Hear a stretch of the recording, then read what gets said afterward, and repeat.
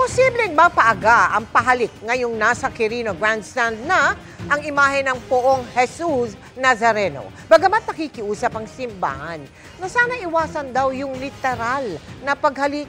Binago rin ang andas sa maghahatid dito, pabalik ng Quiapo. Mula sa Quirino Grandstand sa Maynila, nakatutok live si Ian Cruz. Ian?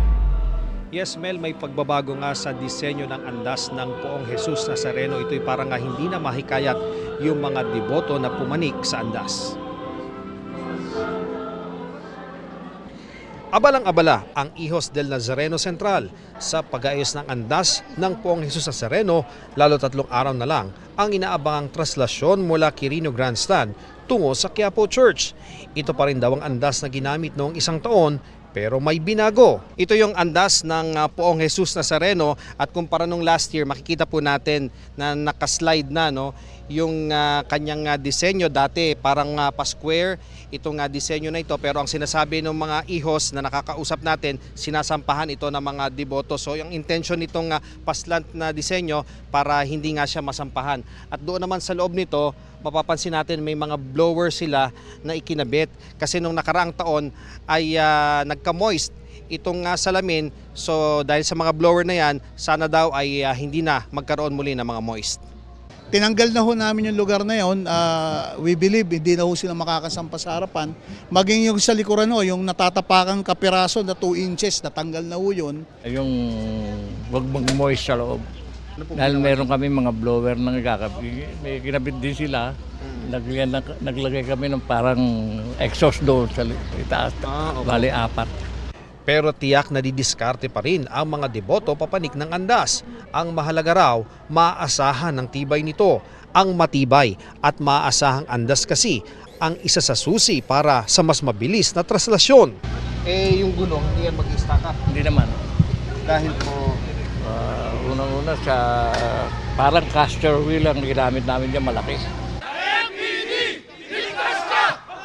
Kanina, pinangunahan ni PNP Chief General Romel Marbil ang send-off sa mga pulis na magbabantay sa seguridad ng Nazareno 2025. Nasa send-off din ang force multipliers gaya ng sundalo, Coast Guard, bumbero, local units ng Maynila, MMDA at Metro Aid. Inaasahang kabuuang 14,500 ang puwersa ng security force para tiyakin ang seguridad sa pista. Wala kami nakikitang threat.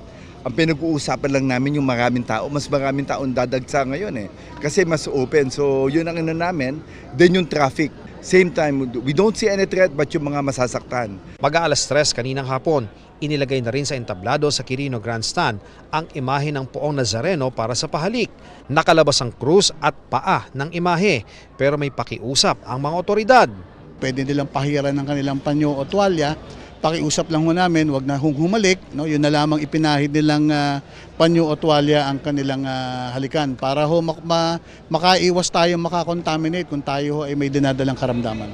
Kahit naman hindi pandemic, mas hygienic na at mas ligtas ang ipunas natin at mag-sanitize tayo on and before ng pagpugay natin. Kaya mas ini-encourage natin yung pagpunas at paghaplos at pag-sanitize bilang bahagi ng pagpupugay sa Poong Nazareno.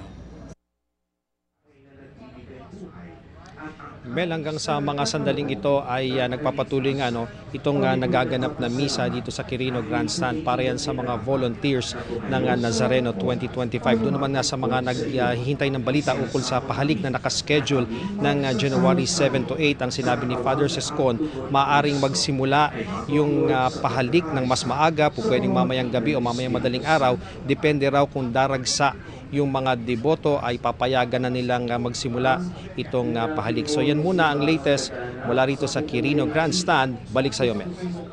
Maraming salamat sa iyo, Ian Cruz.